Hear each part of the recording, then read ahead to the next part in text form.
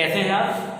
आज हम class 10th के अंतर्गत में साइंस के पार्ट आप जानते हैं कि विज्ञान को 3 पार्ट में बांटा गया है साइंस में। उसमें पहला आपका वहाँ पर जो किताब में वो केमिस्ट्री होगा, दूसरा पार्ट आपका वहाँ पर क्या होगा, बायोलॉजी होगा, और तीसरे पार्ट में आपको फिजिक्स दी गई है। तो उसके अंतर्गत में हम यहाँ पर आपको कौन सा बताना है, फिजिक्स बताना चाहते हैं। ठीक है, तो जो आपका टॉपिक है उसके अंतर्गत में वहाँ पर हम आपको बताएंगे यहाँ पर फिजिक्स के बारे में। तो अब देखिए उस टॉपिक के अंदर पहला चैप्टर आपका फिजिक्स में है वो है आपका लाइट। अब यहाँ पर लाइट है क्या चीज, सबसे पहले तो हम ये जान लेते हैं। देखिए अगर बात की जाए लाइट की, तो लाइट है क्या चीज? देखिए प्रकाश एक प्रकार की ऊर्जा है जो हमारी आंखों को संवेदित करता है और जिसके सहायता से हम वस्तुओं को देख पाते हैं। जैसे एग्जांपल के लिए भी अगर आपसे कहा जाए कि अंधेरे में किसी वस्तु को देख लीजिए, तो क्या आप वस्तुओं को देख पाएंगे? नहीं, बिल्कुल भी नहीं। क्यों नहीं देख पाते? उसका कारण है। उसका कारण ये है कि जब वस्तुओं को वहां पर देखा जाता है, तो जब प्रकाश उस वस्तु पर पड़ता है तो वहां से परावर्तन के पश्चात वो हमारे आंखों पर पड़ता है, तो तब जाके वस्तु हमको दिखाई देती है। तो इसका मतलब ये हो गया कि प्रकाश क्या एक प्रकार की ऊर्जा है और जो क्या करती है, हमारी आंखों को संवेदित करती है और जिसकी सहायता से हम वस्तुओं को देख पाते हैं। तो ये हुआ हमारा प्रकाश। अब बात यहाँ पर ये होती है कि प्रकाश के आधार पर जब हम यहाँ पर वस्तुओं का जब वर्गीकरण करते हैं तो उसको हम क्या करते हैं, 2 टाइप में करते हैं। एक आपका होता है दीप्त और एक आपका होता है अदीप्त। अगर यहाँ पर बात की जाए दीप्त की, जिसको हम कहते हैं ल्यूमिनस, और अदीप्त को कहते हैं इल्यूमिनस। तो अब यहाँ पर देखिए दीप्त क्या होता है, अदीप्त क्या होता है। अगर दीप्त की बात की जाए तो ऐसी वस्तुएं जिनमें स्वतः का प्रकाश पाया जाता है, ठीक है, उन्हें हम दीप्त जैसे कहते हैं। सबसे आप जानते हैं कि सबसे बड़ा अगर एनर्जी का या प्रकाश का स्रोत तो क्या है, सन। लेकिन अगर हम एग्जांपल के लिए बात करें, जैसे आप देखते हैं आप लालटेन है या फिर बल्ब है, जो क्या कहते हैं, प्रकाश को स्वयं उत्सर्जित करते हैं, ठीक है, सोर्स के माध्यम से। अगर बात करें अदीप्त की, तो जो क्या होती हैं, जो प्रकाश को स्वयं उत्पन्न नहीं करती, दूसरे के प्रकाश में प्रकाशमान होती हैं। जैसे इसका अगर हम देखें तो चंद्रमा के पास क्या होता है, स्वयं का प्रकाश नहीं होता है, वो दूसरे के प्रकाश में प्रकाशमान होता है। ठीक है, इस प्रकार से आपके और भी एग्जाम्पल होंगे। अब यहाँ पर अगर बात की जाए, आप इतना जानते हैं कि प्रकाश एक सीधी रेखा में गमन करता है। तो सीधी रेखा में गमन करता है तो उसका अपना एक वेग होता है, ठीक है, निर्वात में। इसको आप क्या कहते हैं, 3 × 10⁸ मीटर पर सेकेंड, या कहीं कहीं पर लिखा होता है 3 × 10⁵ किलोमीटर पर सेकेंड। दोनों एक ही चीज है, उसमें कोई अंतर नहीं है। ठीक है, अब यहाँ पर देखिए अगर हम बात करें उनके पाथ के अनुसार, तो जो प्रकाश गमन करता है तो उसके आधार पर अगर हम मीडियम की बात करें तो मीडियम हमारे 3 प्रकार के होते हैं। उसके अंतर्गत में जो आपका पहला मीडियम होता है, उस पहले मीडियम को हम क्या कहते हैं, पारदर्शी। पारदर्शी इसको हम कहते हैं ट्रांसपेरेंट, ठीक है। और दूसरा हमारा जो मीडियम होता है वो हमारा होता है पारभासी, जिसको हम कहते हैं ट्रांसलूसेंट। और तीसरा हमारा होता है अपारदर्शी, जिसको हम कहते हैं ओपेक्यू।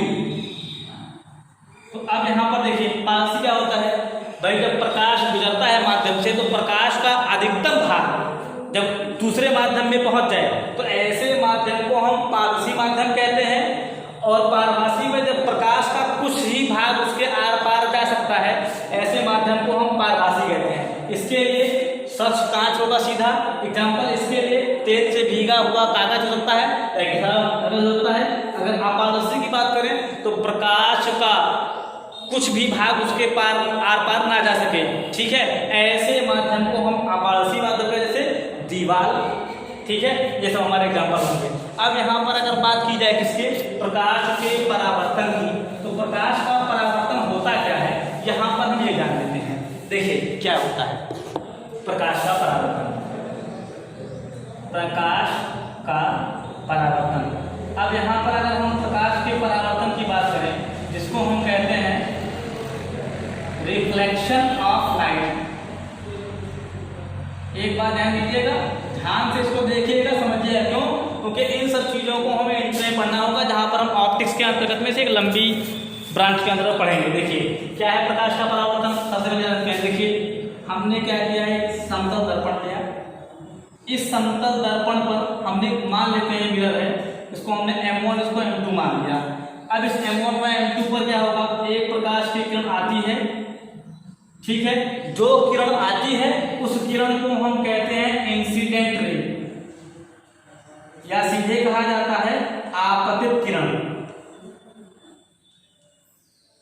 और टकराती है तो टकराने के बाद अपने उसी माध्यम में वापस लौट जाती है, तो इस लौटने वाली किरण को हम कहते हैं रिफ्लेक्टेड रे। इसको हम हिंदी में कहते हैं परावर्तित किरण।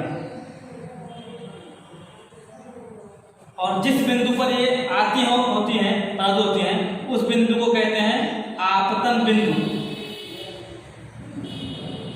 जिसको हम कहते हैं इंसिडेंट पॉइंट। और इसी बिंदु पर एक डाला जाता है अभिलंब, जिसको हम यहां पर कहते हैं नॉर्मल।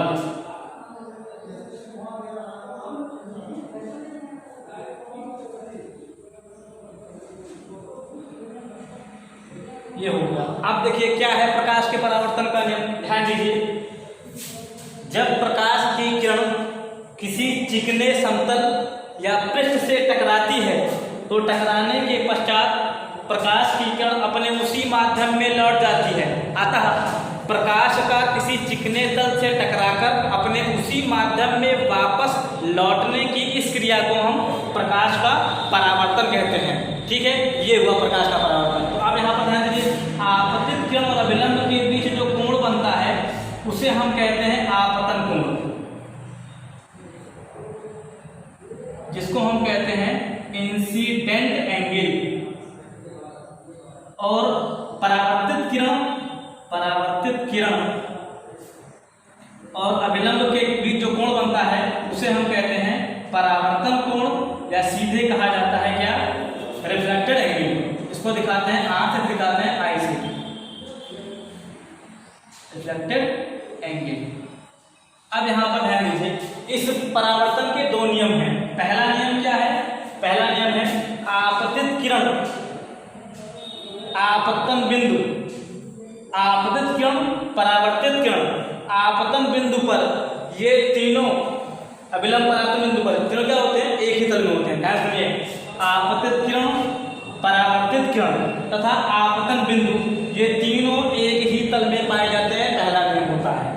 दूसरा नियम क्या होता है, आपतन कोण तथा परावर्तन कोण, ये दोनों सदैव एक दूसरे क्या होंगे, बराबर होंगे, अर्थात एंगल आई बराबर एंगल आर। तो ये तो आपका हो गया परावर्तन का नियम।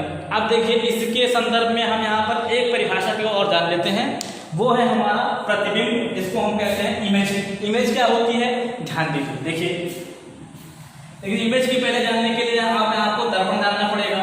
तो सबसे पहले काम करते हैं कि दर्पण के बारे में थोड़ा बहुत जान लेते हैं, बाकी कल डिफाइन करेंगे वो क्या है दर्पण। देखिए यहाँ पर हमको जो पढ़ना है टॉपिक वो है आपका गोलीय दर्पण, जिसको हम कहते हैं स्फेरिकल मिरर। स्फेरिकल मिरर होता क्या है, ध्यान दीजिए। अगर किसी कांच के खोखले गोले को काट दिया जाए और काटने के बाद में उसको बीचों बीच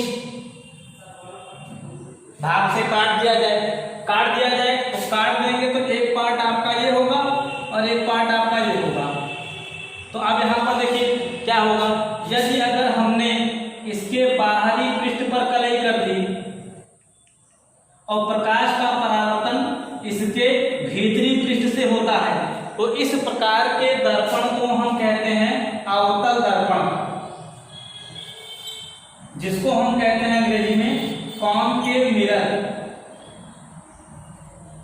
अगर यदि हमने क्या किया, इसके भीतरी पृष्ठ पर कलई कर दी और प्रकाश का परावर्तन इसके बाहरी पृष्ठ से होता है, तो ऐसे दर्पण को हम कहते हैं उत्तल दर्पण, जिसको हम कहते हैं कॉन्वेक्स मिरर। ठीक है, अब ये हो गए। अब यहाँ पर दर्पण से संबंधित कुछ परिभाषाएं भी हैं, वो भी हम जान लेते हैं क्या होती है परिभाषाएं। देखिए पहली जो परिभाषा यहाँ पर होती है वो होती है आपकी वक्रता केंद्र। जिसको हम कहते हैं रेडियस सेंटर ऑफ कर्वेचर। तो देखिए परिभाषा क्या होती है, खोखला गोला या गोलीय, खोखला गोला जिस गोलीय दर्पण, वह गोलीय दर्पण वो जिस खोखले गोले का भाग होता है, उस खोखले गोले के भाग के केंद्र को हम क्या कहते हैं, उसका वक्रता केंद्र कहते हैं, या सीधे का आता है सेंटर ऑफ कर्वेचर। ठीक है, अब इसके बाद में यहां पर हम बात करते हैं किसकी, वक्रता त्रिज्या की। तो जो आपका गोलीय दर्पण होता है, उस गोलीय दर्पण जिस खोखले गोले का भाग होता है, उसके केंद्र से और उसके ध्रुव को जो मिलाने वाली रेखा या सीधे कहा जाए जो उसकी त्रिज्या होती है, उस त्रिज्या को क्या कहते हैं, उसकी वक्रता त्रिज्या कहते हैं। इसको हम दर्पण में अलग वे से भी डिफाइन करेंगे, लेकिन यहाँ पर इस वे से डिफाइन कर रहे हैं। ठीक है, इसके बाद में हमारा क्या होता है, वहां पर ध्रुव या जिसको हम सीधे कहेंगे पोल।